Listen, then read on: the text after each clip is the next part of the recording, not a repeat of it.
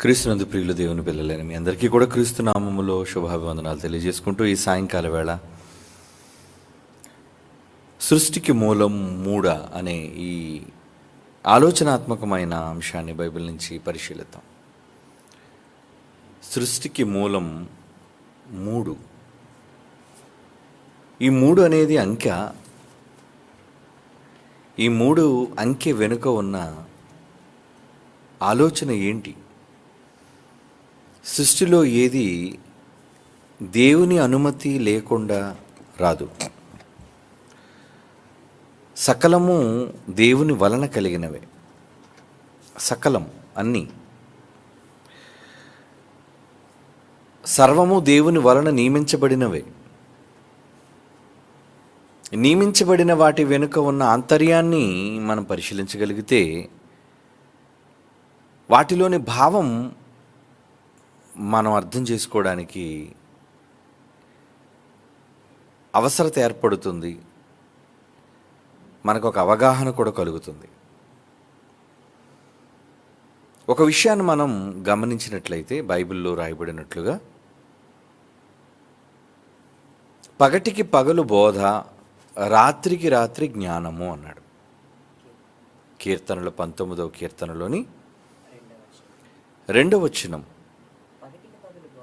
కీర్తనల గ్రంథంలోని 19వ కీర్తనలోని 2వ వచనాన్ని చూడగలిగితే పగటికి పగలు బోధ చేయుచున్నది, రాత్రికి రాత్రి జ్ఞానము తెలుపుచున్నది అన్నాడు. వాటికి భాష లేదు, జ్ఞానము లేదు, కానీ వాటి స్వరము ఒకవేళ వినబడకపోయినా వాటి కొలనూలు అంతా భూమి అందంతటా వ్యాపించి ఉన్నవి అంటున్నాడు. లోక దిగంతముల వరకు వాటి ప్రకటనలు బయలు వెళ్ళుచున్నవి. ఎందుకు లోక దిగంతములంతా వాటి ప్రకటనలు వెళ్ళాలి అంటే,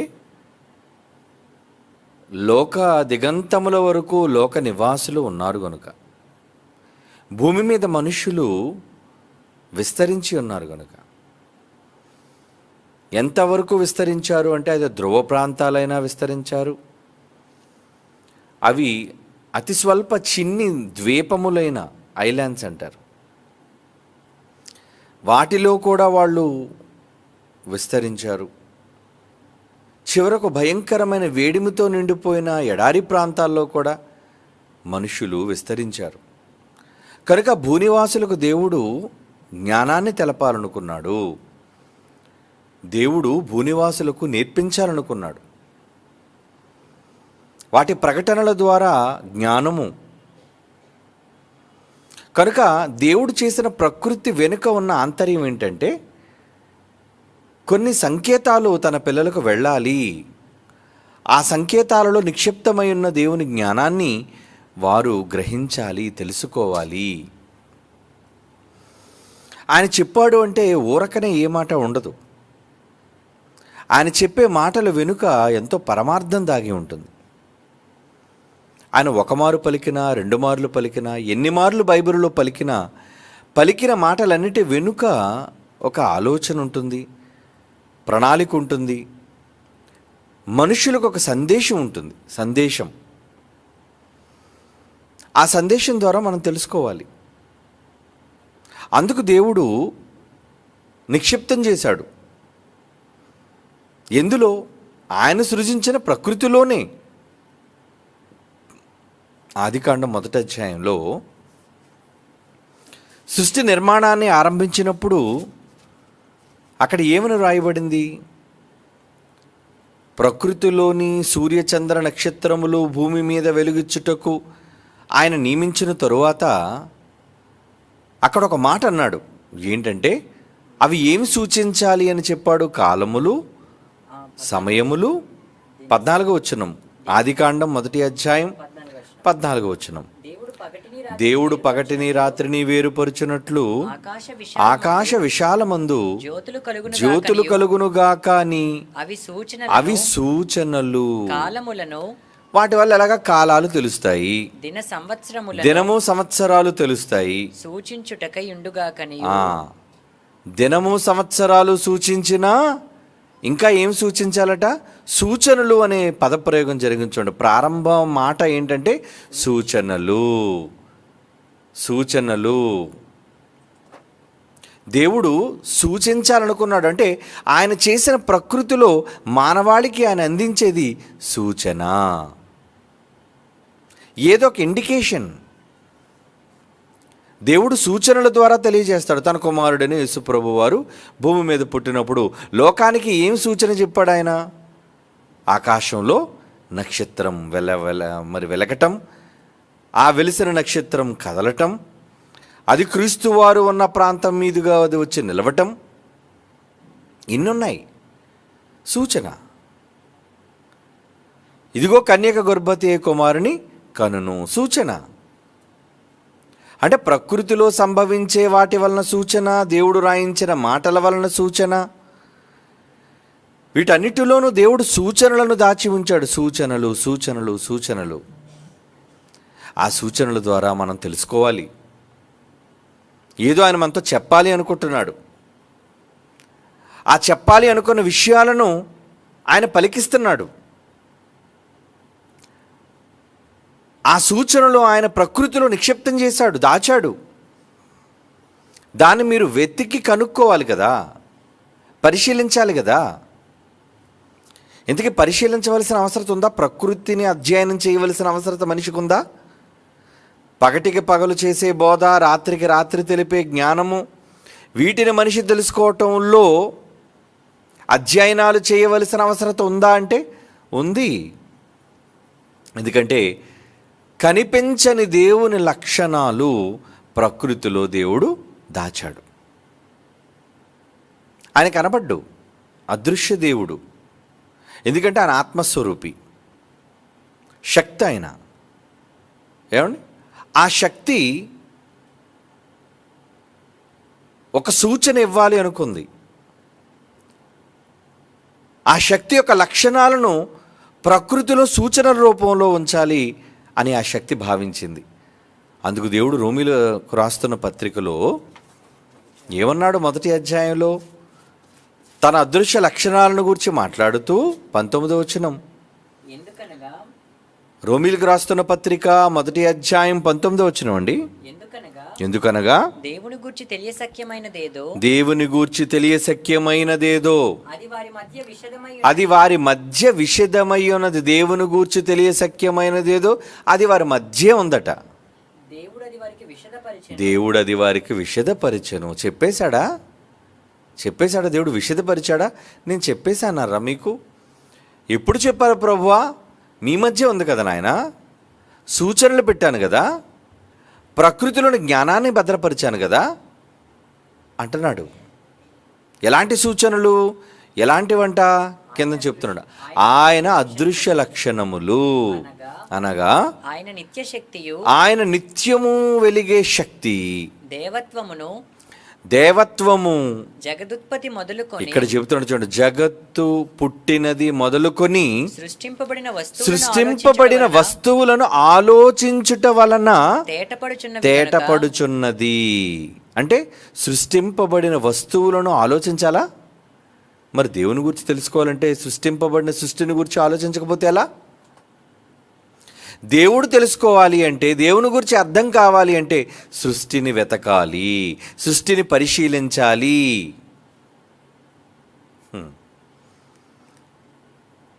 సృష్టికి మూలం దేవుడు.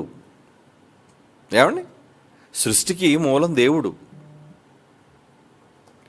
మరి సృష్టికి మూలం దేవుడైనప్పుడు మూడేంటి? అసలు ఈ మూడనే అంకె ఎందుకు వచ్చింది? ఏమండి? రోమపత్రికలో మాట చదువుదాం. ఒకసారి సామెతల గ్రంథానికి వెళ్ళి అక్కడ చదివి మరలా రోమపత్రిక వద్దాం. సామెతల గ్రంథం 30వ అధ్యాయం 18వ వచనం. సామెతల గ్రంథం 30వ అధ్యాయం 18వ వచనం అండి. నా బుద్ధికి మించినవి.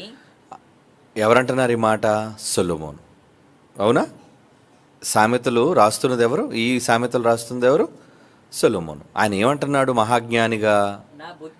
నా బుద్ధికి మించినవి మూడు కలవు. 5 కలవు, 10 కలవు, 2 కలవు, 1 కలదు అనొచ్చుగా. ఆయన ఏ సంఖ్యను ప్రయోగించాడు? నా బుద్ధికి మించినవి 3, గ్రహింపలేనివి 4. నేను గ్రహించలేనివి అయితే 4 ఉన్నాయి. ఆ 4 కోసం చెప్పాడు, కానీ పైన 3 కోసం చెప్పలేదు ఆయన. అవునా? ఆయన సొలొమోను గారు అంతటిని చదివేశాడు, అన్నిటినీ తెలుసుకున్నాడు. ఏమండి? మహాజ్ఞానిగా దేవుడిచ్చిన జ్ఞానం చేత ఆయన పరిశోధించాడు. ఎందుకంటే ప్రసంగి గ్రంథం మొదటిలో చదివినప్పుడు కానీ, సామెతలు చదివేటప్పుడు కానీ ఆయన ఎంతగా పరిశోధించి వాటిని రాశాడో అనేది అక్కడ అర్థమవుతుంది. యాకే కుమారుడైన ఆగూరు పలికిన మాట. ఏమండి? 30వ అధ్యాయం మొదటి వచనం. దేవోక్తి అనగా యాకే కుమారుడైన ఆగూరు పలికిన మాటలటివి. ఏమండి? సొలొమోను మహాజ్ఞాని, చెప్పాడు చాలా విషయాలు. ఆయన సర్వసాధారణంగా సామెతలు అంటే ఆయనవే అనుకుంటాం. కానీ ఇక్కడ ఈ సామెతలలో ఒక ప్రత్యేకమైన వ్యక్తి రాసిన మాటలను ఎందుకు ఆయన అందులో ఇన్కార్పొరేట్ చేశాడు, లేదంటే అందులోని సంకూర్ణం చేయబడింది, ఎందుకు అందులో ఇమర్చబడింది, ఎందుకు అందులో జమ చేయబడింది? ఎవరట ఆయన రాసిన ఆయన? యాకే కుమారుడైన ఆగూరు. ఇంతకీ ఈయన మాటల్లో ఉన్న ప్రత్యేకత ఏంటో? ఏంటి ఆ ప్రత్యేకత అంటున్నాడు 18వ వచనంలో. నా బుద్ధికి మించినవి 3. ఆ 3 నాకు అర్థం కావటం లేదు. నా బుద్ధికి మించిపోయి నాకు అర్థం కానివి 3 ఉన్నాయంటున్నాడు. ఏమండి? అంటే ఒక సంఖ్య పలికాడు అంటే ఆ సంఖ్యలో ఏదో ఉండాలని కదా, ఏదో ఆంతర్యం దాగి ఉందనే కదా. ఆయన బుద్ధికి మించినవి 3. ఇప్పుడు చదువుదాం మళ్ళీ రోమపత్రిక 1వ అధ్యాయం 19వ వచనంలోని మాట. రోమపత్రిక 1వ అధ్యాయం 19వ వచనంలో, దేవుని గూర్చి తెలియశక్యమైనదేదో అది వారి మధ్య విషదమై ఉన్నది, దేవుడు అది వారికి విషదపరిచాడు. ఆయన కనిపించకపోయిన ఆయన లక్షణాలు ప్రకృతిలో ఉన్నాయి. నిత్యశక్తియు, దేవత్వము, జగదోత్పత్తి మొదలుకొని సృష్టింపబడిన వస్తువులను ఆలోచించటం అంటున్నాడు. చూడండి, జగదోత్పత్తి మొదలుకొని సృష్టింపబడిన విషయాలను ఆలోచించడం అట. ఆలోచిస్తే ఏమవుతుందట? తేటగా క్లారిటీ, అర్థమైపోతాయి. అంటే మీరు ఆలోచిస్తే అర్థం అవుతుంది, మరి ఆలోచించకపోతే అర్థం కావు. ఆలోచించాలి కదా దేనికోసమైనా. ఆలోచించకపోతే ఎలా? ఆలోచిస్తేనే గ్రహించేది, గ్రహిస్తేనే అర్థమయ్యేది. ఇంతకు ఎవరు ఆలోచిస్తారు? జ్ఞానులైన వాళ్ళే ఆలోచిస్తారు, పరిశోధన చేసేవాళ్ళు ఆలోచిస్తారు. అందరూ ఆలోచించరు కదండి, ఎందుకంటే ఆలోచించే సమయం వాళ్ళకి లేదు. బైబిల్ గురించి ఆలోచించే సమయం ఎక్కడుంది మనుషులకి? లేదు. ఎన్నో పనులు, భారం, తీరిక లేనితనం. కనుక దేవుడు చేసిన ప్రకృతిని గూర్చి ఆలోచించటం వలన చాలా విషయాలు మీరు తెలుసుకుంటారు, మీరు గ్రహిస్తారు. అది నాకు సంబంధించినవి. దేవత్వం, జగదోత్పత్తి మొదలుకొని సృష్టింపబడిన వస్తువులను ఆలోచించండి, మీకు తేట తెల్లమగుతుంది అని దేవుడు చెబుతున్నాడండి. అవునా? అవును. కనుక ఆయన అర్థం కాని 3 విషయాలను గూర్చి కావచ్చు, బుద్ధికి మించిన విషయాలు కావచ్చు, లేదా దేవుడు ప్రకృతిలో దాచి ఉంచిన విషయాలు కావచ్చు, వాటిని మనం పరిశీలించాలి. అంటే ప్రకృతిని చూడాలి, వాక్యాన్ని చదవాలి, ప్రకృతిని శోధించాలి, పరిశోధించాలి. అప్పుడు అవి మీకు తేట తెల్లముగా అర్థమవుతాయి అని దేవుడు చెప్తున్నాడు. అంటే దేవుని గూర్చి తెలియశక్యమైనది మనం ప్రకృతిని చూసి గ్రహించవచ్చు అనే విషయాన్ని దేవుడు ఇక్కడ మనకి స్పష్టం చేశాడు. రైట్, ఇప్పుడు ప్రకృతిలోనికి వెళదాం. ఏమండి, ప్రకృతిని చేయటం వెనుక ఎవరి పాత్ర ఉంది? ఏమండి, ఎవరి పాత్ర ఉంది? మనం సృష్టిని ఎవరు చేశారంటే మొదట మనం చెప్పే మాట ఏంటి? ప్రపంచములు దేవుని వాక్యము వలన నిర్మాణమైనవి. అంటే ఎవరు చేశారని? యేసుక్రీస్తు వారు చేశారు. కలిగి ఉన్నది ఏది ఆయన లేకుండా కలుగలేదు అనే మాట మనం అంటాం. నిజమేనా? అవును, నిజమే. చదువుతాం ఒకసారి ఆ మాట. ఏమండి, యోహాను సువార్త 1వ అధ్యాయం 1వ వచనం నుంచి. యోహాను సువార్త 1వ అధ్యాయం 1వ వచనం నుంచి. ఆదియందు వాక్యముండెను, వాక్యము దేవుని యొద్ద ఉండెను, వాక్యము దేవుడై ఉండెను, సమస్తమును ఆయన మూలముగా కలిగెను, కలిగి ఉన్నది ఏదియు ఆయన లేకుండా కలుగలేదు అంటున్నాడు. చూడండి, ఆయన లేకుండా కలుగలేదు అంటే వాక్యం లేకుండా కలుగలేదు. అంటే సృష్టికి మూలం ఎవరు? సృష్టికి మూలం ఎవరు? వాక్యం. ఓకే, మరి వాక్యానికి మూలం ఎవరు? వాక్యానికి మూలం ఎవరండి? దేవుడు. వాక్యం కూడా పుట్టింది, వాక్యం కూడా కనబడింది. ఎవరికన్నారు వాక్యాన్ని? తండ్రి అయిన దేవుడు. నేను ఆదిలో ఆయన నన్ను కన్నాడు. తండ్రి కుమారునికి జన్మనిచ్చాడు. అంటే కనబడింది. ఏం కనబడింది? ఏం కనబడింది? వాక్యము దేవుని చేత కనబడింది. కనబడింది అంటే ఈ కనబడటం కాదు, కనటం, పుట్టటం. అంటే ప్రకృతికి మూలం యేసుక్రీస్తు వారైతే యేసుక్రీస్తు వారికి మూలకర్త మళ్ళీ ఒక ఆయన ఉన్నారు.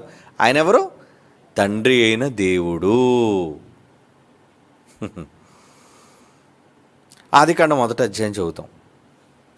1వ వచనం. ఆదికాండం 1వ అధ్యాయం 1వ వచనం. ఏంటి ఆ మాట? ఆదియందు దేవుడు భూమి ఆకాశములను సృజించెను. ఆదియందు దేవుడు భూమి ఆకాశములను సృజించెను. దేవుడు సృజించెను, దేవుడు సృజించాడు. అంటే దేవుడున్నాడు, సృష్టిని సృజించాడు. ఆ తర్వాత ఇంకొక మాట ఉంటుంది. ఏంటి ఆ మాట? భూమి నిరాకారముగా ఉంది, శూన్యముగా ఉంది, చీకటి అగాధ జలముల పైన కమ్మి ఉంది. దేవుని ఆత్మ అంటున్నాడు. చూడండి, దేవుని ఆత్మ జలముల పైన అల్లాడుచుంది. అంటే ఇక్కడ దేవుని ఆత్మ అని కనబడుతుంది మరలా మనకి. ఆదియందు దేవుడు భూమి ఆకాశమును సృజించెను. ఆదియందు దేవుని ఆత్మ భూమి ఆకాశం సృజించలేదు.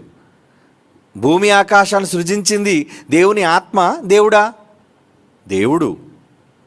మరలా అధ్యాయం అంతా చదివితే దేవుడు దేవుడు దేవుడు దేవుడు అని ఉంటే సృజించింది చూడండి. ఎక్కడ దేవుని ఆత్మ కనబడదు మీకు. అగాధ జలముల పైన అల్లాడుచు అంటే పర్యవేక్షిస్తున్న ఆత్మ ఒకటి ఉంది. ఎవరి ఆత్మ? పరిశుద్ధాత్మ. పరిశుద్ధాత్ముడు అండి. ఆదియందు దేవుడు సృజించాడు. అంటే తండ్రి అయిన దేవుడు సృష్టిని చేయాలి అనుకున్నాడు, సృజించమని చెప్పాడు. ఇప్పుడు సృజించింది ఎవరు? కుమారుడు. కలిగి ఉన్నది ఏది? ఆదియందు వాక్యం ఉండెను, వాక్యము దేవుని యొద్ద ఉండెను. అంటే ఈ వాక్యం కూడా దేవుని దగ్గర ఉంది, కుమారుడు తండ్రి దగ్గర ఉన్నాడు. ఆయన కలుగు చేశాడు. కలిగి ఉన్నది ఏది? ఆ వాక్యం లేకుండా కలుగలేదు. అంటే ఆదియందు దేవుడు భూమి ఆకాశములను సృజించెను.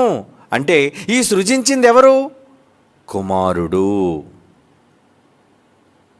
కుమారునికి శక్తినిచ్చింది ఎవరు? అంటే కుమారుడు తనంతట తానే శక్తి కలిగినవాడా లేదా దేవుని దగ్గర నుంచి శక్తి పొందినవాడా? తండ్రి నుంచి వచ్చినవాడు కదా. కనుక కుమారుడికి తండ్రి నుంచి శక్తి వచ్చింది, అధికారం ఇవ్వబడింది, శక్తులు పంచబడ్డాయి. ఎందుకంటే అతను నా కుమారుడు, నేను కన్నాను. కనుక దేవదూతలందరూ నమస్కరించండి ఆయనకి, అతను నా వారసుడు అని ఆయన గురించి చెప్పబడింది. కనుక ఇక్కడ మనకు దేవుడు కనబడుతున్నాడు, సృజించిన సృష్టికర్త కనబడుతున్నాడు. అంటే కలిగించాలి అనుకున్న దేవుడు కనబడుతున్నాడు, సృజించిన కుమారుడు కనబడుతున్నాడు, ఈ సృజింపబడిన దానిని పర్యవేక్షించే ఆత్మ మనకు కనబడుతుంది. ఎంతమంది కనబడరు మనకి ఇక్కడ? ముగ్గురు. సృష్టిలో మనకు ముగ్గురు కనబడతారు. అంటే ఒకరికంటే ఎక్కువ. కనుక ఆ సృష్టి అంతా చేసిన తర్వాత నరుని దగ్గరకు వచ్చేసరికి, నిర్మాణం దగ్గరకు వచ్చేసరికి దేవుడు ఏమని మాట్లాడాడు, ఏమని పిలిచాడు? రండి, మన పోలిక చొప్పున నరులను చేయుదము. 26వ వచనం, చేయుదము. మన స్వరూపమందు మన పోలిక చొప్పున. మన మన మన అని అంటున్నాడంటే ఇక్కడ తండ్రి ఉన్నాడు, కుమారుడు ఉన్నాడు, పరిశుద్ధాత్ముడు ఉన్నాడు. ఏమండి? అంటే ప్రారంభంలో వీళ్ళు సృష్టికి మూలకర్తలుగా కనబడుతున్నారు, మూలంగా కనబడుతున్నారు. ముగ్గురే ఎందుకు ఉండాలి? ఏమండి? ముగ్గురే ఎందుకు ఉండాలి? ఏమంటే దేవుడు కుమారుడైన యేసుక్రీస్తు వారిని కన్నాడు, సరిపోయిందండి. ఆయన కొడుకు ద్వారా అన్ని చేసేయచ్చు కదా. మరలా పరిశుద్ధాత్మ దేవుడికి ఎందుకు పరలోకంలో జన్మనిచ్చాడు? పరిశుద్ధాత్మ దేవునికి ఎందుకు పరలోకంలోనే జన్మనిచ్చాడు? మీరు చెప్పండి, ఆలోచించండి. ఎందుకు పరిశుద్ధాత్ముడే ఎవరంటే ఆయన కూడా కుమారుడే. పరిశుద్ధాత్ముడు ఎవరు? కుమారుడు. ఎవరు కుమారుడు? తండ్రి అయిన దేవునికి కుమారుడు. అంటే దేవుడు తను ఇద్దరు కుమారులకు జన్మనివ్వాలనుకున్నాడు. ఒకటి యేసుక్రీస్తు వారు, ఇంకొకటి పరిశుద్ధాత్ముల వారు. ఏమండి? వీళ్ళిద్దరికే జన్మనిచ్చాడు. ఎక్కడ? పరలోకంలో. సృష్టికి ముందు, సృష్టికి పూర్వం అండి. వీళ్ళు ముందే పుట్టేశారు. పుట్టబట్టే కదా సృష్టిని కలుగు చేసినప్పుడేమో కుమారుని చేయమన్నాడు, మరొక కుమారుని ఏమో పర్యవేక్షించమన్నాడు. అందుకే దేవుని ఆత్మ అగాధ జలముల పైన అల్లాడుచుండు మనకు చూసాం. ఇక నరులను చేసేటప్పటికి రండి నాన్న పిల్లలు, మన పోలిక చొప్పున నరులను చేయుదము అన్నాడు. అంటే ఆరంభంలో వీళ్ళు ముగ్గురు మనకు కనబడుతున్నారు. యెషయా గ్రంథం ఒక మాట చదువుదాం. యెషయా గ్రంథం 48వ అధ్యాయం 16వ వచనం. యెషయా గ్రంథం 48వ అధ్యాయం 16వ వచనం. ఆది నుండి నేను రహస్యముగా మాట్లాడిన వాడును కాను, అది పుట్టిన కాలం మొదలుకొని నేను అక్కడ ఉన్నవాడును. నేను ప్రారంభం నుంచి ఉన్నవాడినే, నేను మొదటి నుంచి ఉన్నవాడిని. ఎవరంటున్నారు ఈ మాట? యేసుక్రీస్తు వారు అంటున్నారు, మర్చిపోకండి. యెషయా గ్రంథం 48వ అధ్యాయం 16వ వచనంలో చెప్పబడుతున్న మాట యేసుక్రీస్తు వారు చెబుతున్న మాట. ఏంటి ఆ మాట? జాగ్రత్తగా చదవండి ఈ మాట.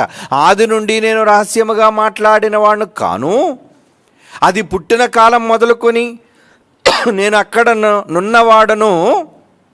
నేను అక్కడే ఉన్నాను. ఇప్పుడు ప్రభువుకు యెహోవాయు ఆయన ఆత్మయు నన్ను పంపెను. అంటే ఇద్దరు పంపారట ఈయన భూమి మీదకి. ఎవరు పంపారు? ఇద్దరు భూమి మీదకి ఈయన పంపారట. యేసు ప్రభు వారిని ఎవరెవరు పంపారట? యెహోవాయు అంటే ఆయన తండ్రి. ఏమండి? ఆయన ఆత్మయు. ఈయనెవరు? పరిశుద్ధాత్ముడు. ఇది పాత నిబంధనలో మాట సుమా. అంటే పాత నిబంధనలోనే ఈ ముగ్గురికి సంబంధించిన అనేక విషయాలను దేవుడు వాళ్ళకి తెలియజేశాడు, చెప్పాడు వాళ్ళకి. కనుక వాళ్ళిద్దరూ నన్ను పంపారు. యెహోవాయు ఆయన ఆత్మయు నన్ను పంపెను. ఇంకో మాట చదువుతారు. యెషయా గ్రంథం 61వ అధ్యాయం 1వ వచనం. యెషయా గ్రంథం 61వ అధ్యాయం 1వ వచనం. ప్రభువుకు యెహోవా ఆత్మ. ఏమండి? ఎవరు వచ్చారట? ప్రభువుకు యెహోవా ఆత్మ. యెహోవా కాదు, యెహోవా ఆత్మ నా మీదకి వచ్చింది, దీనులకు సువార్తమానము ప్రకటించుటకు యెహోవా నన్ను అభిషేకించను. యెహోవా ఆత్మ ఈయన మీదకి వచ్చిందట. ఈయన అభిషేకించింది ఎవరట? యెహోవా ఆత్మ నన్ను అభిషేకించిన అనలేదు. చూడండి, యెహోవా నన్ను అభిషేకించాడు, యెహోవా ఆత్మ నా మీదకి వచ్చింది. మరి నేనెవరు? కొడుకుని. అంటే ఇక్కడ ఎవరు కనబడుతున్నారు మనకి? యెహోవా కనబడుతున్నాడు, ఆయన ఆత్మ కనబడుతుంది, అలాగే అభిషేకింపబడి యేసుప్రభు వారు కనబడుతున్నారు. ముగ్గురు కనబడుతున్నారు. చూడండి, మనకి ట్రయాంగిల్ ఎన్ని కోణాలు ఉంటాయి? 3. ట్రై యాంగిల్ అన్నారంటే 3 కోణాలు కలిగినది, 3 యాంగిల్స్ కలిగినవి. అందుకే ట్రై యాంగిల్ అన్నారు దాన్ని. ఇక్కడ ఈ సృష్టి విషయంలో యేసుప్రభు వారు మాట్లాడుతూ ఏమంటున్నాడండి? ప్రభువుకి యెహోవా ఆత్మ నా మీదకి వచ్చింది, దీనులకు సువార్తమానం ప్రకటించడానికి యెహోవా నన్ను అభిషేకించాడు, నన్ను పంపాడు, ఆయన ఆత్మ నన్ను పంపాయి. మరి యేసుప్రభు వెళ్ళిపోతూ క్రొత్త నిబంధనలోకి వచ్చేసరికి నేను వెళ్ళిపోతున్నాను, నేను వెళ్ళిపోయిన తర్వాత మీ దగ్గరికి ఒక ఆయన పంపుతానంటున్నాడు. ఆయన ఎక్కడి నుంచి వస్తాడట? ఆయన ఎక్కడి నుంచి వస్తాడు? యోహాను సువార్త 16వ అధ్యాయము. ఏమండి చదువుదాం ఒకసారి. ఇంతకీ ఎక్కడి నుంచి వస్తాడు, ఎవరు పంపుతారు, ఇవన్నీ మాకు తెలిసినదండి అని అనుకుంటున్నారా? ఒక మాట చదువుదాం. యోహాను సువార్త 15వ అధ్యాయం 26వ వచనం. తండ్రి యొద్ద నుండి యోహాను సువార్త 15వ అధ్యాయం 26. తండ్రి యొద్ద నుండి మీ యొద్దకు నేను పంపబో ఆదరణకర్త. ఏమంటున్నాడండి? అంటే తండ్రి యొద్ద నుండి బయలుదేరు సత్యస్వరూపి అయిన ఆత్మ వచ్చినప్పుడు, ఆత్మ అంటున్నాడు చూడండి. తండ్రి యొద్ద నుండి మీ యొద్దకు నేను పంపబో ఆదరణకర్త. అంటే తండ్రి ఉన్నాడు. ఏమండి? తండ్రి ఉన్నాడు. తండ్రి యొద్ద నుండి మీ యొద్దకు నేను పంపబో అంటే నేనున్నాను, తండ్రి ఉన్నాడు, నేనున్నాను. అలాగే పంపబో ఆదరణకర్త, మూడో వ్యక్తి గురించి చెప్తున్నాడు. ఆదరణకర్త, తండ్రి దగ్గర నుంచి నేను మీ దగ్గరికి ఆదరణకర్తను పంపుతాను. అనగా ఆదరణకర్త ఎవరనుకోకండి, తండ్రి యొద్ద నుండి బయలుదేరు సత్యస్వరూపి అయిన ఆత్మ వచ్చినప్పుడు, ఆత్మ అంటున్నాడు చూడండి, సత్యస్వరూపి అయిన ఆత్మ. ఈ ఆత్మే ఆదికాండం 1వ అధ్యాయంలో మనకు కనబడిన ఆత్మ, దేవుని ఆత్మ, ప్రభువుకు యెహోవా ఆత్మ, అదే పరిశుద్ధాత్మ. అంటే తండ్రి అయిన దేవుడు, కుమారుడైన దేవుడు, పరిశుద్ధాత్ముడైన దేవుడు, వీళ్ళు ముగ్గురు ఆదిలో ఉన్నవారు, ప్రారంభంలో ఉన్నవారు. ఏమండి? ఇప్పుడు మనకు ఒక సందేహం. ఓకే, మరి ఆదాం ఎన్నో కుమారుడు? దేవుడికి మొదటి కుమారుడు ఎవరు? యేసుప్రభు వారు, జ్యేష్ఠ కుమారుడు కదా. రెండో కుమారుడు ఎవరు? ఏమండి? పరిశుద్ధాత్ముడు. ఎందుకంటే యేసుప్రభు జ్యేష్ఠుడైతే మరొక ఆయన ఎవరవుతారు? Next sun. మూడో కొడుకు ఎవరు? ఆడమ్, ఆదాము. ఈయన ఎక్కడ పుట్టాడు? పరలోకంలో పుట్టాడు, భూమి మీద పుట్టాడా? భూమి మీద పుట్టాడు. ఏమండి, ఈయన కూడా పరలోకంలో కనొచ్చుగా. ఇద్దరు పిల్లల్ని ఎందుకు కన్నాడు? ఇద్దరు పిల్లల్ని దేవుడు పరలోకంలో ఎందుకు కన్నట్టు? పోతూ పోయింది ఒక 10 మందిని అక్కడికి కనేసి తర్వాత 11వ వాడినో లేదా 50వ వాడినో 100వ వాడినో భూమి మీద కనొచ్చుగా ఆదాంలా. ఏమిటి, దేవుడు ఏది చేసినా ఆలోచనతో చేస్తాడు, సంకేతాలు ఇవ్వడానికే చేస్తాడు, విషయాలను తెలియజేయడానికే చేస్తాడు ఆయన, మనకు ఒక పాఠాలు నేర్పించడానికే ఆయన చేస్తాడు ఆయన. మనం అనుకోవచ్చు, ఏంటి ఇద్దరు పిల్లలు నువ్వు అక్కడికి కనేసావు తండ్రి, ఆదాం నుంచి మమ్మల్ని అందరూ భూమి మీద కనేసావు, ఇది ఎక్కడ న్యాయం, మమ్మల్ని కూడా అక్కడే కనేవలసింది కదా, ఏ ఇబ్బంది లేకుండా పోయేదని మనం అనుకుంటాం. కానీ దేవుడు ఇద్దరు కొడుకులను ఎందుకు కన్నాడు? ఆయనకేం పక్షపాతమా? లేదండి. తండ్రి ఏది చేసినా ఆలోచనతో చేస్తాడు, కానీ పక్షపాతంతో ఆయన ఎప్పుడు చేయడండి. తండ్రి ఎప్పుడు పక్షపాతి కాడండి. మన నాన్న చాలా మంచోడు, యథార్థవంతుడు. ఏదో యేసుప్రభుని పరలోకంలో కన్నాడు కాబట్టి, పరిశుద్ధాత్మని పరలోకంలో కన్నాడు కాబట్టి, ఏంటట వాళ్ళకున్న ప్రత్యేకతలు, ఏంటి వాళ్ళకున్న గొప్ప రాయితీలు చెప్పండి. మొదటి కొడుకునేమో మన కోసం బలి చేసేసి వెళ్ళిపోయినాను, నువ్వు చచ్చిపో అన్నాడు. రెండో కొడుకుని ఏం చేశాడు? నువ్వు వెళ్ళిపోనాయన, మీ అన్న రాగానే సిలువ మీద చచ్చిపోయి మీ అన్న మృత్యుంజయుడు తిరిగి రాగానే నువ్వు వెళ్ళిపో. 2000 సంవత్సరాలు పరిశుద్ధాత్మ దేవుడు వచ్చి పరలోకానికి వెళ్ళలేదు, భూమి మీద తిరుగుతున్నాడు. భూమి మీద తిరుగుతున్నాడు, మన అందరిలో తిరుగుతున్నాడు ఆయన ఆత్మ. కనుక పరలోకంలో కన్నంత మాత్రాన వాళ్ళకి ఏ ప్రత్యేక రాయితీలు ఏమి లేవు. వాళ్ళు కూడా కష్టపడి పరలోకాన్ని సంపాదించుకోవడమే. వాళ్ళకు కూడా పరీక్ష పెట్టాడు, వాళ్ళకు కూడా ఎన్నో బాధ్యతలు పెట్టాడు, వాళ్ళకు కూడా ఎన్నో పనులు పెట్టాడు. ఆ పనులన్నీ వాళ్ళు చేయాలి, చేస్తున్నారు ఇప్పటికీ. కానీ ప్రారంభానికి వెళ్ళేసరికి ఎందుకు వీళ్ళు ముగ్గురే మనకు కనబడుతున్నారు? ఓ 10 మంది దేవుళ్ళు చేసుకోవచ్చుగా. వీళ్ళు ముగ్గురు దేవుళ్ళే కదా. ఆది యందు వాక్యం ఉండను, వాక్యం మరలా దేవుడై ఉందట. యేసుప్రభు దేవుడే, తండ్రి అయిన యెహోవా దేవుడే, ఆయన ఆత్మ కూడా దేవుడే. పరిశుద్ధాత్మ దేవుడు. పరిశుద్ధాత్ముడు కూడా దేవుడే. కనుక వీళ్ళు ముగ్గురే ఎందుకు ఉన్నారు సృష్టిలో? కనుక ఈ సృష్టికి మూలంలో ఎందుకు ఈ 3 అంకెలు పెట్టడానికి గల కారణం, ముగ్గురే ఎందుకు చేశాడు, ముగ్గురినే ఎందుకు ఉంచాడు అంటే 3లో దేవుడు ఏదో సమాచారాన్ని భద్రపరిచాడు, మనకు చెప్పాలని, మనకు తెలియజేయాలని. అందుకే దేవుడు వీటిని సూచనలుగా భూమి మీద, అందుకే కింద రోమపత్రికలో మనం చదువుకున్నట్లుగా ఆయన మన ఎదుట వీటన్నిటినీ కూడా సృష్టిలో ఏం చేశాడు? ఆయన సృష్టించి వాటిని మీరు విశదపరిచాడు. మీకు వాటిని మీరు అధ్యయనం చేస్తే, అంటే వారి వల్ల కలుగు చేయబడిన సృష్టిని మీరు అధ్యయనం చేయగలిగితే ఏమవుతుంది? మీకు అర్థమవుతుంది, తేటగా ఉంటుంది, మీకు క్లారిటీ ఉంటుంది మీకు. కనుక దేవుడు ఒక కార్యక్రమాన్ని ఆరంభించేటప్పుడు ఆ కార్యక్రమంలో దానిని సంపూర్ణం చేయడానికి ఆయన ఎంచుకున్నది తనతో కలిపి ముగ్గురిని. ఒక తండ్రిగా తాను కన్నా తన 2 పిల్లలను, వాళ్ళిద్దరికీ బాధ్యతలు పంచి మన ముగ్గురం పని చేయాలని ఆయన, మన ముగ్గురం బాధ్యతలు పంచుకోవాలని ఆయన, మన ముగ్గురమే మూలం నాయన, మన ముగ్గురే సర్వస్వం నాయన వీళ్ళకి అని మన కోసం వాళ్ళ ముగ్గురు మూలకర్తలుగా, ఏమండి, వాళ్ళ ముగ్గురు కూడా సర్వస్వంగా, మూలాలుగా, దేవుని యొక్క ప్రణాళికానుసారంగా వాళ్ళు చేయబడ్డారు, కనబడ్డారు. పరలోకంలోని దేవునితో వాళ్ళు ఉన్నారు. సృష్టిని చేసేటప్పుడు ఆదామును చేయక మునుపు యెహోవా ఉన్నాడు, యేసుప్రభు వారు ఉన్నారు, పరిశుద్ధాత్ముడు ఉన్నాడు. వీళ్ళు ముగ్గురు కూడా ఉండడానికి గల కారణం, ఆ కారణాన్ని దేవుడు ఈ ప్రకృతిలో పెట్టాడు. ఏంటి ఆ ప్రకృతిలోని కారణం? ఏమండి, ఏంటి ప్రకృతిలో ఉన్న కారణాలు ఏంటి చూద్దామా? ఓకే, ఒక మాటను మనం పరిశీలిద్దాం. 2 కొరింథీ పత్రిక 13వ అధ్యాయం 14వ వచనం. 2 కొరింథీ పత్రిక 13వ అధ్యాయం 14వ వచనం. 2 కొరింథీ పత్రిక 13వ అధ్యాయం 14వ వచనం. మన ప్రభు అయిన యేసుక్రీస్తు కృపయు, దేవుని ప్రేమయు, పరిశుద్ధాత్మ సహవాసము మీకందరికీ తోడయుండునుగాక. అంటే మన అందరికీ ఏం కావాలట? ఇదిగోండి, వీళ్ళు ముగ్గురు కావాలట. ఏం కావాలి మనకి?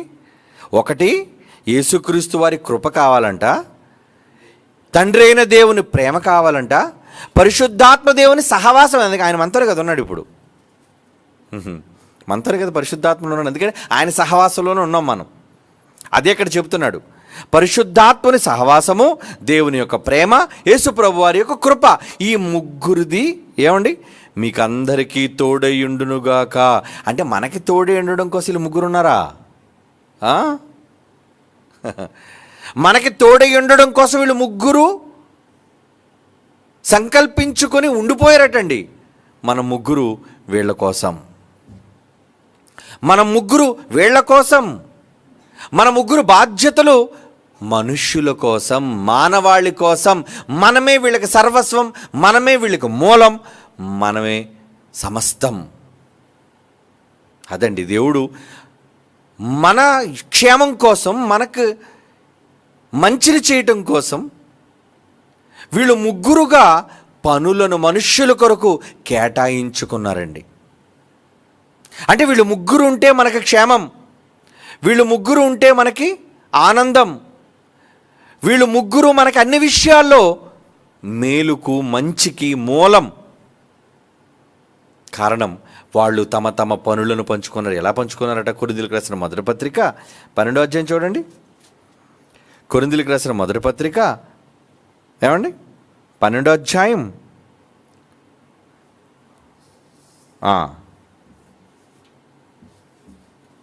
4వ వచనం. కొరింథీయులకు రాసిన మొదటి పత్రిక 12వ అధ్యాయం 4వ వచనం. కృపావరములు నానా విధములుగా ఉన్నవి కానీ ఆత్మ మాత్రం ఒక్కడే. చెప్తున్నాడు చూడండి, ఆత్మ ఒక్కడే. మరియు పరిచర్యలు పనులు నానా విధములుగా ఉన్నవి కానీ ప్రభు ఒక్కడే. ప్రభు ఒక్కడే. నానా విధములైన కార్యములు కలవు, కానీ అందరిలోనూ అన్నిటినీ జరిగించు దేవుడు ఒక్కడే. ఇందుకు ఎంతమంది కనబడ్డారు మనకి ఇక్కడ? ముగ్గురే, మూడే కనబడుతుంది మనకి. అన్ని పనుల కోసం ఈ ముగ్గురు బాధ్యతలు పనిచేసుకున్నారు.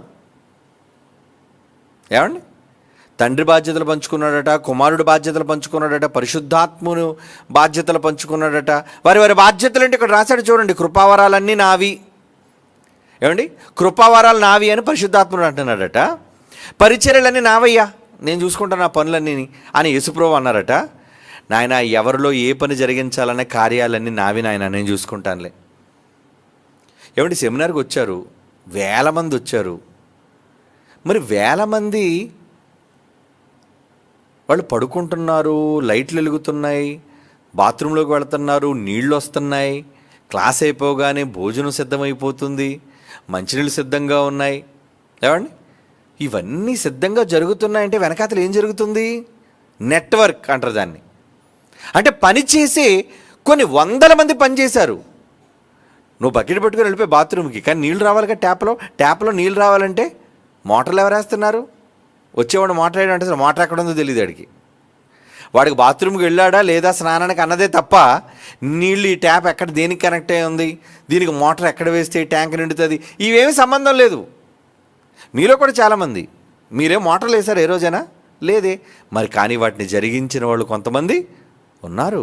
వాళ్ళు లేరనుకోండి, మీ పని ఏంటి చెప్పండి, మీ పరిస్థితి ఏంటి చెప్పండి.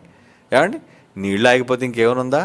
తాగడానికి నీళ్లు లేక, స్నానం చేయడానికి నీళ్లు లేక, తినడానికి అన్నం లేక, అంటే ఇవన్నీ సక్రమంగా టైం టు టైం, మధ్యాహ్న భోజనం, ఉదయం టిఫిన్, రాత్రి భోజనం, కరెంట్ పవర్ కట్ అయ్యేసరికి జనరేటర్, ఏమండి ఎక్కడైనా ట్యాప్ ఇరిగిపోతే మళ్ళీ దాని మెయింటెనెన్స్, ఇవన్నీ కూడా ఎక్కడికక్కడ మీకు తెలియకుండానే వెనకాతలు చాలా పనులు జరిగిపోతున్నాయి. మీరు తినేస్తారు, బయట పారేస్తారు, కానీ ఒక స్వీపింగ్ డిపార్ట్మెంట్ అదంతా క్లీన్ చేయడం, పరిశుభ్రం చేయటం, వెనకాతల కొన్ని వందల మంది పనిచేశారు. అది మీకు తెలియదు. కొంతమంది ఆలోచించారు, కొంతమంది పట్టించుకోలేదు. మన పని అయిపోయిందా లేదా, వెనకాతలు ఏం జరిగిందో మనకేంటి. కానీ వాళ్ళందరూ బాధ్యతలు పట్టించుకోకపోతే, వాళ్ళెవ్వరూ బాధ్యతల్లో విధుల్లో ఉండకపోతే సెమినార్కి వచ్చిన వేల మంది పరిస్థితి ఏంటి మీరు చెప్పండి. ఆలోచించండి. ప్లేట్ పట్టుకొని క్యూలో నిలబడిపోతే, అన్నం లేకపోతే, వండే వంటగాళ్ళు లేకుండా, వాళ్ళు గైడ్ చేసే నాయకులు లేకుండా, దానికి సంబంధించిన సరుకులు రప్పించకుండా, ఏమీ లేకుండా ఉంటే పనులు జరుగుతాయా? జరగవు. అంటే ఒక 5 రోజుల కార్యక్రమం కోసం ఇన్ని వేల మంది కోసం కొన్ని వందల మంది పనిచేస్తే, ఈ యావత్తు సృష్టి కొన్ని తరాలు తరాలు తరాలు ఏమండి కొన్ని లక్షల కోట్ల మంది ప్రజలు సజావుగా తమ బ్రతుకులను సాగించుకుంటున్నారంటే దాని వెనక ఎవరున్నారు? ముగ్గురు మూల స్తంభాలు, ముగ్గురు మూలాలు ఉన్నారు. ఆ మూలాలు కుర్చీల్లో కూర్చోడానికి కాదండి వాళ్ళు తీసుకున్నది, పదవులు అలంకరించడానికి కాదండి. ఈ మధ్యన ఎలాగుందంటే బాధ్యత అంటే పదవి అనుకుంటున్నారు. పదవి అంటే పనయ్య, పదవి అంటే పరిచర్య. నాయకుడు అంటే కద్దరబట్టలు వేసుకుని తిరగడం అనుకున్నావా? ఏమండి? నాయకుడు అంటే ఏమనుకుంటున్నావు? నాయకుడు అంటే పని చేసేవాడు, ప్రజల కొరకు పని చేసేవాడు నాయకుడు. మరి ఈరోజు ప్రకృతి అంతా కూడా ఇంత చక్కగా ఏ లోపాలు లేకుండా అన్నీ జరుగుతున్నాయి అంటే దానికి కారణం ఏంటో తెలుసండి? మూల స్తంభాలు ఉన్నాయి, 3 ఉన్నాయి. ఒకటి తండ్రి అయిన దేవుడు, రెండోది కుమారుడైన ప్రభు, మూడోది పరిశుద్ధాత్ముడైన దేవుడు. అవి నీ బుద్ధికి మించినవి. వీటిని గురించి ఎవరు ఆలోచించరు. ఏమండి? కనుక ఆ 3 లేకపోతే అసలు ప్రకృతి లేదండి. అంటే ఈ పనికి ఎంతమంది ఉంటే సరిపోద్ది అని దేవుడు ప్రణాళికాబద్ధంగా ఆలోచించుకుని, నాయన నేను తండ్రిగా నాకు 2 పిల్లల సాయం ఉంటే చాలు నాయన. ఈ పనులన్నీ నిర్వహించడానికి, మనుషులకు మంచి చేయడానికి, మనుషులకు కావలసిన వాటన్నిటినీ సమకూర్చడానికి తండ్రికి 2 పిల్లల సాయం ఉంటే చాలు. అందుకే తన కాకుండా మరొక 2 పిల్లలు చేసుకున్నాడు. ఆ 2 పిల్లలతో తనతో కలుపుకొని ముగ్గురుగా మొత్తం పనిని ప్రారంభించారు. మొత్తం ఎప్పటికీ పనిలోనే ఉన్నారు. వాళ్ళు పని లేదనుకున్నారు, వాళ్ళకి చాలా పనిలో ఉన్నారండి. ఎందుకంటే ఆ మూలానికి ఉన్న బాధ్యత అది చాలు ఆ పనికి. అందులో ఒక పనికి ఎక్కువ మంది ఉన్న సమస్యనండి. ఏమంటే మోటార్లు వేయడానికి 2 పెట్టామండి.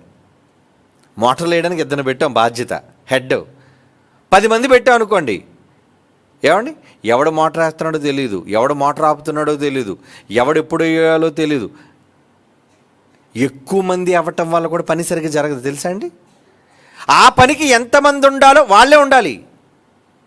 దానికన్నా ఎక్కువ మంది అయిపోయినా సలహాలు ఇచ్చేవాళ్ళు ఎక్కువైపోతారు. ఏమండి వంట దగ్గర మెయిన్ కుక్కలు 3-4నండి. 10 మంది హెడ్స్ పెట్టాం అనుకోండి, ఒకడు ఉప్పు వేయమంటాడు, ఒకడు కారం వద్దంటాడు, ఒకడు ఇలా వండాలంటాడు, ఒకడు అలా చేయాలంటాడు. వీళ్ళ మధ్యన కోఆర్డినేషన్ లేదంటే మొత్తం అన్నం అంతా కూడా వేస్ట్ అయిపోద్ది. అంటే అనుకున్న కార్యక్రమం సక్రమంగా జరగదు. కనుక జరగాలి అంటే ఏం కావాలి? ఎంతమంది అవసరమో అంతమంది. ఏమంటే ఒక బస్సు వెళ్తుంది, బస్సుకి ఎన్ని చక్రాలు కావాలి? బరువును బట్టి కేజీలు బట్టి మోయడానికి ముందు 2 చక్రాలు, వెనకాతలు 2. ఏమండి 6 చక్రాలు ఉంటే చాలు. 20 చక్రాలు పెట్టారు అనుకోండి బస్కి, ఆ 20 చక్రాలు తిరగడానికి ఎన్ని టైర్లు అరిగిపోవాలి, దానికి ఎన్ని హబ్బులు ఇవ్వాలి, దానికి ఆ బండికి ఆ 20 టైర్లు బరువు వలన ఎంత డీజిల్ ఖర్చు అయిపోద్ది. ఇదంతా కూడా క్యాలిక్యులేషన్ అంటారు, లెక్క అంటారు దాన్ని. ఆ లెక్కను బట్టి ఎంత అవసరమో అంతే ఉండాలి. అనవసరంగా ఉన్నాయి కదా నువ్వు పెంచకూడదు. 4 టైర్లు ఉన్నాయండి మనకి, పెట్టేదండి బస్సుకి అన్ని టైర్లు అంటారా?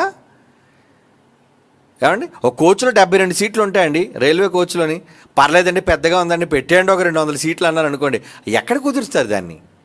అది కుదరాలి కదా.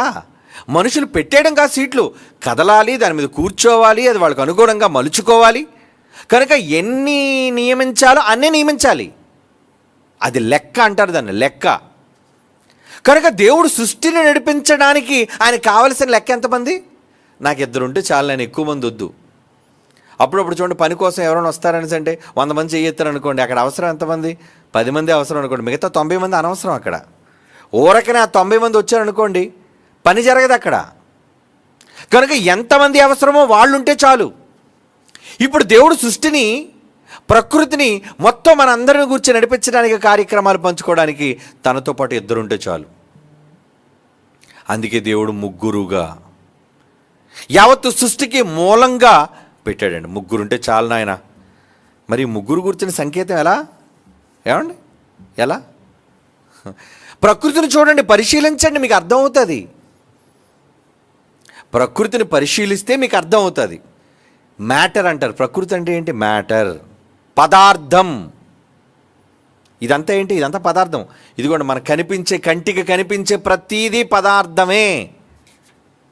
ప్రతీదీ పదార్థం అండి. అయితే జాగ్రత్తగా వినండి, సైంటిఫికల్గా పదార్థం ఎన్ని రకాలుగా ఉంటుందో తెలుసా అండి?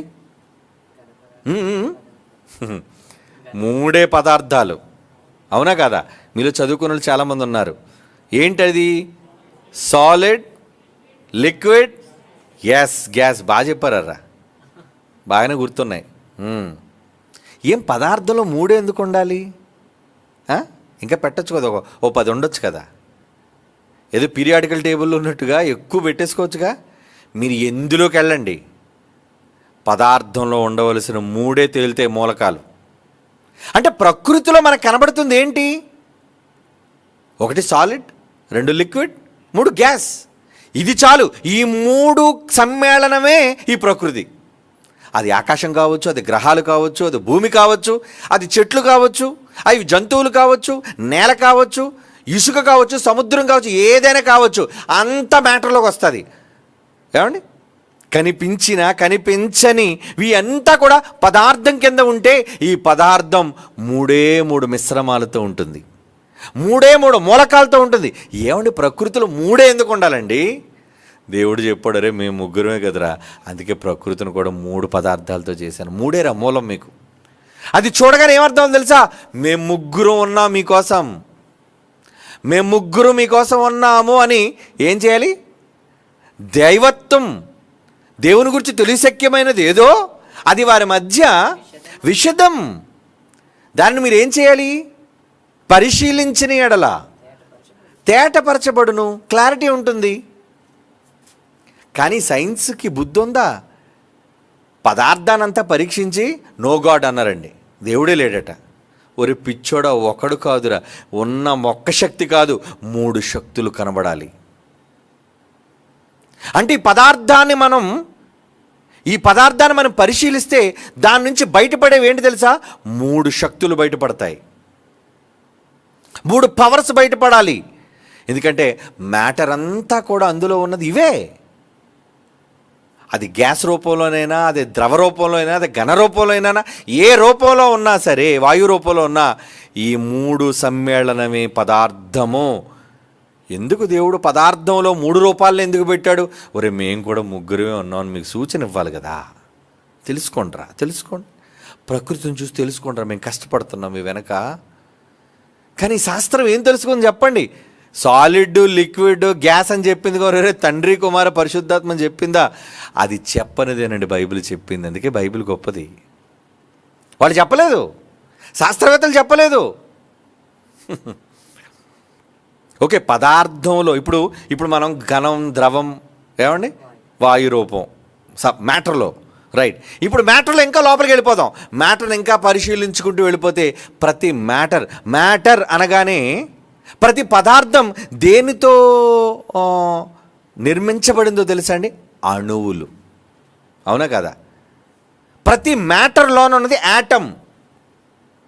ప్రతి పదార్థం వెనుక ఉన్నది అణువులు, పరమాణువుల సమ్మేళనమే. ఈవెన్ హ్యూమన్ బాడీ, మనం కూడా. ఇదిగోండి, మన కంటి ముందు కనిపించేది ఏదైనా కావచ్చు. ఒక ఫ్యాన్ కావచ్చు, లైట్ కావచ్చు, గోడ కావచ్చు, ఒక బట్ట కావచ్చు, ఒక కుర్చీ కావచ్చు, అది ప్లాస్టిక్ కావచ్చు, ఇనుము కావచ్చు, ఏదైనా కావచ్చు. ఎనీ పదార్థం, అది నీరు రూపంలో కావచ్చు, గాలి రూపంలో కావచ్చు, ఏ రూపంలో ఉన్నా ప్రకృతికి మూలం పదార్థం అయితే, ఈ పదార్థం 3 రూపాల్లో ఉంటే, ఆ పదార్థం మూలాల్లోనికి వెళ్ళిపోతే ఆ మూలం మరలా మీకు కనిపించేది మరలా 3 కనబడతాయండి. యాటంలో ఏముంటుంది తెలుసా అండి? యాటమ్ చిన్నప్పుడు చదువుకున్నారా? ఏముంటుందబ్బా? అణువులు ఏముంటాయి? Protons, neutrons, electrons.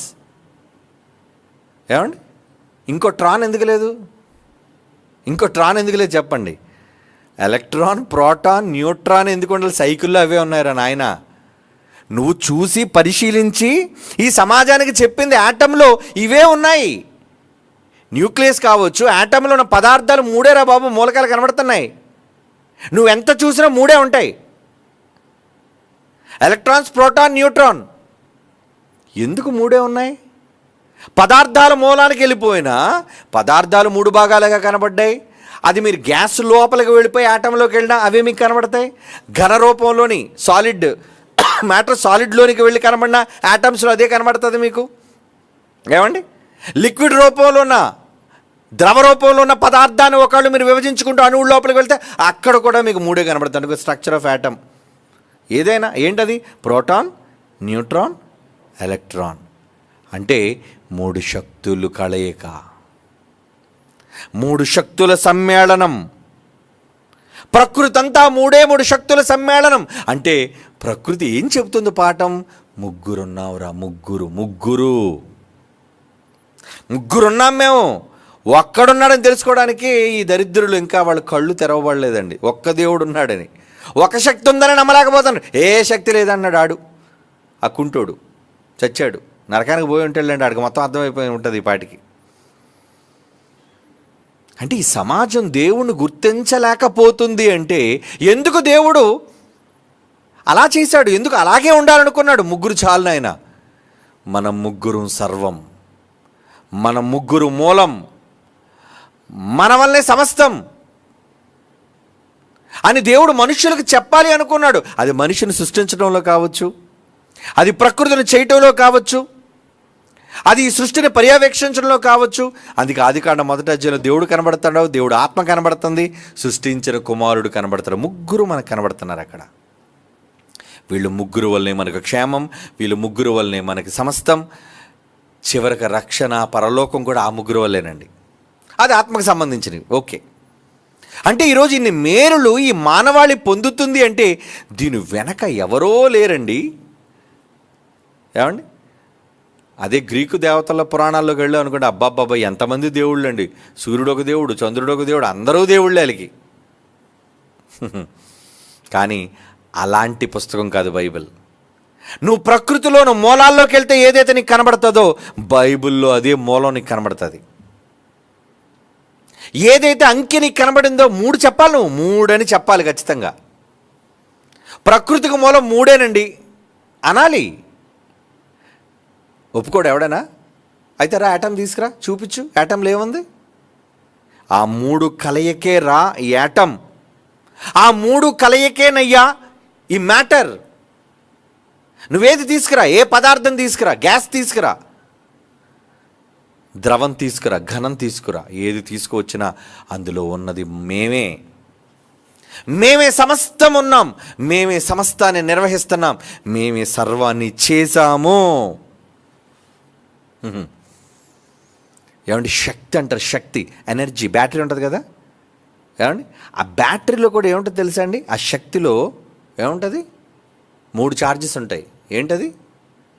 Positive, negative, neutral. అబ్బా కరెక్ట్గా చెప్పేశారండి. ఎలక్ట్రీషియన్స్ కూడా ఉన్నట్టున్నారు ఇందులోని. శక్తిలో కావలసినవి ఈ 3. అంటే శక్తి అనగానే 3 కనబడుతుంది, పదార్థం అనగానే 3 కనబడుతుంది, యాటమ్ అనగానే 3 కనబడుతుంది.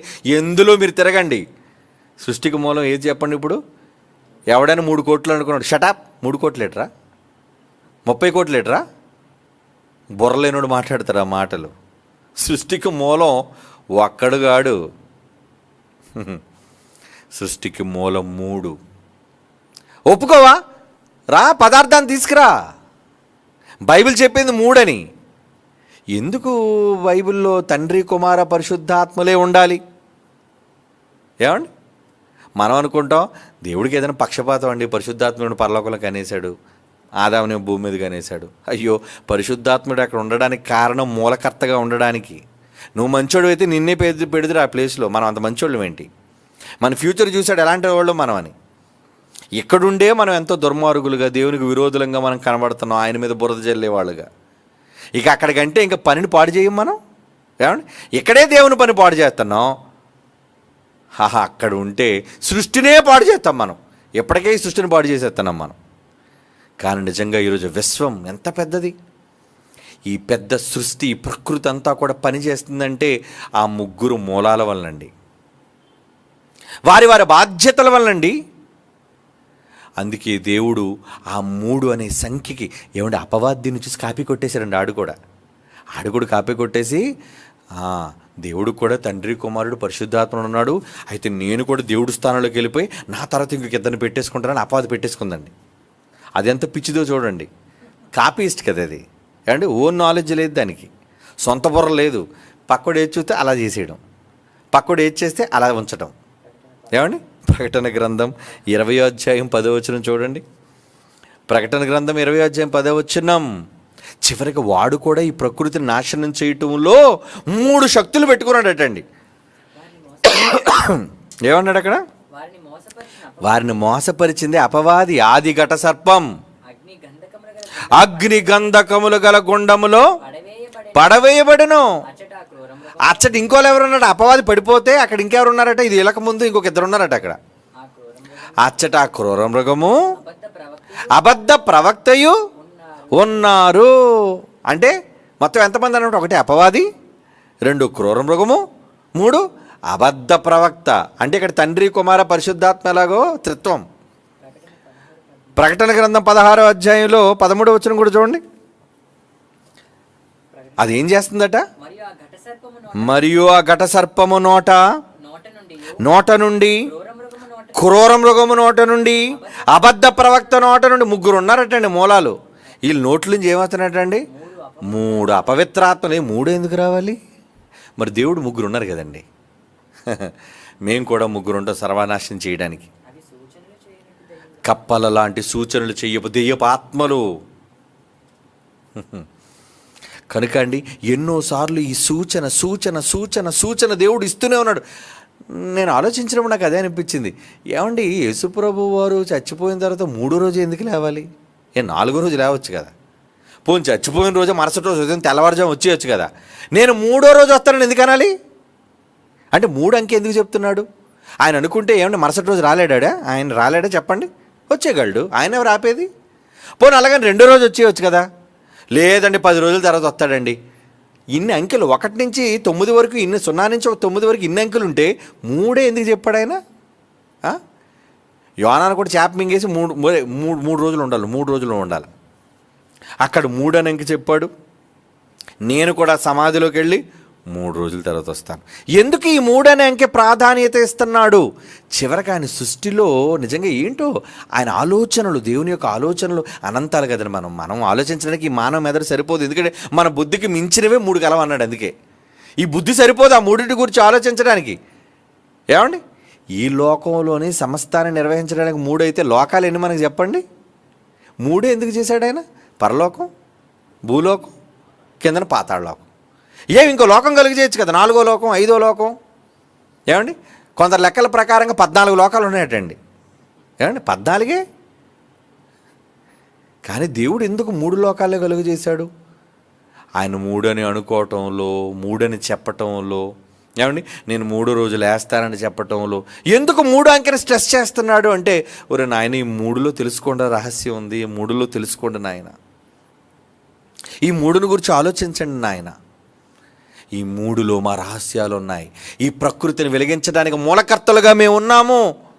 మా త్యాగాలు గుర్తించండి, మా శ్రమను గుర్తించండి, మీ మీద మా ప్రేమను గుర్తించండి అని 3 శక్తులు మానవాళికి సంకేతాన్ని అందిస్తూనే ఉన్నాయండి. అది నువ్వు మ్యాటర్ని పరీక్షించినా కనబడుతుంది, అణువును పరిశీలించినా కనబడుతుంది, చివరికి ప్రకృతిని చూసినా కనబడుతుంది, లేదా బైబిల్ చదివినా కనబడుతుంది. అంటే ఎందుకు ఆ అంకె 3 దానియేలు ఎన్నిసార్లు ప్రార్థన చేశారటండి? ఏమండి, 3 సార్లు ప్రార్థన. అంటే 3కి ఏదో గొప్ప ప్రత్యేకత ఉంది అనేది బైబిల్లో నాకు చెప్పడం నా ఉద్దేశం కాదు. కానీ ఆ 3 వెనక వీళ్ళు 3 ఉన్నారు అని చెప్పడం నా ఉద్దేశం. 3 అంకె రాగానే మనకు 3 మహనీయులు కనబడాలండి. ఒకరిని మించిన ఒకరు త్యాగం కదండి. తండ్రిని మించిన త్యాగం కుమారుడిది, ఆ కుమారుని మించిన త్యాగం మరొక కుమారుడు పరిశుద్ధాత్మునిది. ఒకరికొకరు అనుబంధాలతో ఒకరినొకరు ఎడబాసుకుంటూ తండ్రి కుమారుని వదిలేశాడు. ఆ కుమారుడు తండ్రిని పరిశుద్ధాత్మ భూమి మీదకి వచ్చేసాడు. ఆయన వెళ్ళిపోయిన తర్వాత పరిశుద్ధాత్మ దేవుడు వచ్చేసాడు. పరలోకాన్ని తండ్రిని అన్నని వదిలేసి వచ్చేసాడు ఆయన.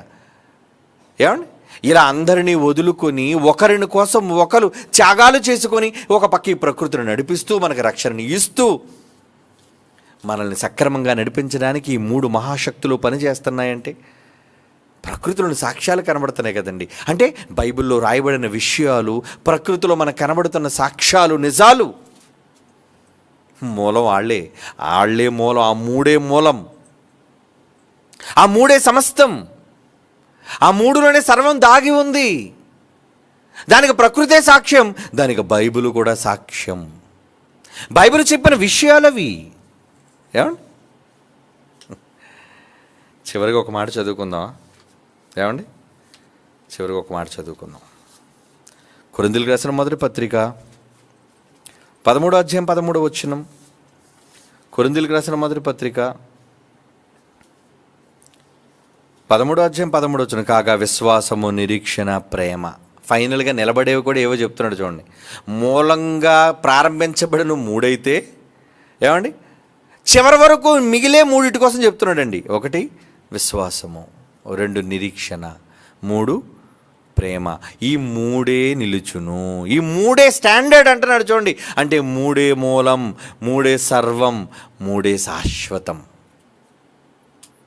మీకు అర్థమైంది ఆ మాటలను సారం? విశ్వాసము, నిరీక్షణ, ప్రేమ, ఈ 3 నిలుచును. ఈ 3 నిలుచును. వీటిలో శాశ్వతమైనది, శ్రేష్టమైనది, ముఖ్యమైనది, అన్నిటికన్నా విలువైనది ప్రేమ. ప్రేమ అంటున్నాడు చూడండి. అందుకే ఏం చెప్పాడు? ఈ లోకానికి దేవుడు మనుష్యులను తనలోనికి, తన మార్గంలోనికి రప్పించడానికి కూడా యేసు ప్రభు వారి ద్వారా చెప్పబడిన మాట ఏం తెలుసా? మీరు సర్వలోకానికి వెళ్ళి సమస్త జనులను శిష్యులుగా చేసి ఏం చేయమన్నాడు? తండ్రి యొక్కయు, కుమారుని యొక్కయు, పరిశుద్ధాత్మ నామములోనికి బాప్తిసం ఇవ్వండి. వీళ్ళు ముగ్గురు ఏమంటే బాప్తిసం ఇచ్చేటప్పుడు కూడా ముగ్గురు పేర్లు ఎందుకంటే ప్రస్తావించాలి? వాళ్ళు మంచోళ్ళు, గొప్పోళ్ళు కదండి, మూలకర్తలు కదండి. ఏమండి, ఇప్పుడు అక్కడ ఉన్న క్యాంపస్కి జైశాలి ఇంటర్నేషనల్ సిటీ అని ఎందుకు పెట్టాం? ఆయనే పాపం ప్రారంభించాడు, ఆయనే కొన్నాడు, లేదంటే ఆయనే దాని గురించి శ్రమ పడ్డాడు కాబట్టి ఆయనకు పేరు పెట్టాం. ఏమండి, లేదా పక్కన ఎవరో అప్పన్న పేరు పెడతామండి దానికి. ఏమండి, మూలకర్త ఎవరో, దానికోసం త్యాగం చేసిన వాళ్ళు ఎవరో, దానికోసం ప్రణాళిక చేసిన వాళ్ళు ఎవరు? వాళ్ళు కదా మూలం. కనుక ఇక్కడ రక్షణ పొందడానికి కూడా మీరు ఎవరి పేరుని ఇవ్వాలన్నాడు? తండ్రి పేరు గుర్తుపెట్టుకోండి, కుమారుడి పేరు గుర్తుపెట్టుకోండి, పరిశుద్ధాత్ముడు. వీళ్ళు ముగ్గురు పేర్లలోనే మీరు బాప్తిస్మం ఇచ్చి తీసుకుని రండి. ఎందుకంటే వీళ్ళు ముగ్గురే మూలం, వీళ్ళు ముగ్గురే సర్వం, వీళ్ళు ముగ్గురే సమస్తం. అది బైబిల్ చెప్పిన నిజమండి. లోకంలో మనుషులు ఎన్ని కట్టుకథలు కట్టుకున్నా, ఆ కట్టుకథలు చిలవలు పలవలుగా మారిని అబద్ధాలుగా మారిపోతున్నా, బైబిల్ శాస్త్రీయంగాను అటు విశ్వాసపరంగాను ఎప్పటికీ నిజం, ఎప్పటికీ అమూల్యం. దేవుడు ఆ మాట, ఆ సంఖ్యని చెప్పటం వెనుక ఉన్న ఆలోచన ఏమండి? ప్రకృతిలో దేవుడు పెట్టిన గొప్ప విషయం అండి. ఇది తెలుసుకున్న తర్వాత మనం ఏం చేయాలి? ఆహా, నా కోసం శ్రమించి ఆలోచించే ముగ్గురు మూలకర్తలు ఉన్నారా? అవును, ఈరోజు మనమంతా ఉన్నామంటే వాళ్ళు ముగ్గురు పనులు పంచుకోబట్టేనండి ఈ ప్రకృతి, విశ్వం, ఈ కోట్ల మంది మనుషులు హాయిగా ఉన్నారు. వాళ్ళు బాధ్యతలు ఉండబట్టి, వాళ్ళే బాధ్యతలను విస్మరిస్తే ఏమండి, ఒకే పట్టా మీద 2 ట్రైన్లు గుద్దేసుకున్నట్టు అయిపోతుంది ఈ విశ్వం అంతా కూడా. తెలుసా మీకు? గ్రహాలు గతి తప్పిపోతాయి, ధ్రువ ప్రాంతాలు కరిగిపోతాయి, మారిపోతాయి, ప్రకృతి వేడెక్కిపోద్ది, కాలాలు మారిపోతాయి, మొత్తం అస్తవ్యస్తం. అవన్నీ అలా ఉండడానికి కారణం మూలకర్తలు ముగ్గురు, వారే మూలం. ఓకే, కళ్ళు మూసుకొని ప్రార్థన చేసుకుందాం. పరిశుద్ధుడైన తండ్రి, దేవా, మీ ముగ్గురు దేవుళ్ళుగా, ఆలోచనకర్తలుగా మీరు చేస్తున్న గొప్ప కార్యక్రమాలకి ఎంతగానో ధన్యవాదాలు చెల్లిస్తున్నాం నాయన. ప్రపంచం గుర్తించటం లేదు మీ శ్రమ, మీ కష్టం. మీ ముగ్గురిని విస్మరించింది ఈ మానవ సమాజం. కానీ మీ వాక్కుల ద్వారా మూలకర్తలుగా మిమ్మల్ని చూపించవలసిన బాధ్యత మీ పిల్లలుగా మా మీద ఉంది నాయన. అందుకే ఈ సమాజానికి చెబుతున్నాం, వాళ్ళు తెలుసుకోవాలి. సమస్తానికి మూలంగా మీ ముగ్గురు ఉన్నారు అని, మీరు తండ్రిగా మీ పిల్లలిద్దరికీ అధికారం ఇచ్చారు అని, నిష్పక్షపాతంగా ఈ బాధ్యతలు వారి మీద మోపడానికి సృష్టికి ముందు వాళ్ళని కన్నారు అని, వాళ్ళ మీద ఈ గొప్ప బాధ్యతను మీరు పెట్టారు అని మేము తెలుసుకుంటున్నాం నాయన. అందుకు ఎంతగానో మీకు ధన్యవాదాలు. మా ఊపిరి ఉన్నంత వరకు మీ మహాశక్తులను గూర్చి ఈ సమాజానికి పరిచయం చేస్తూ, దేవా, ఈ సమాజానికి మీ అందరిపైన, మీ ముగ్గురిపైన విశ్వాసము నెలకొనేటట్లుగా మా వాక్కులు ఉండటకు సహాయం దయచేయండి. యేసునామని ప్రార్థన అడుగుచున్నాము తండ్రి, ఆమేన్.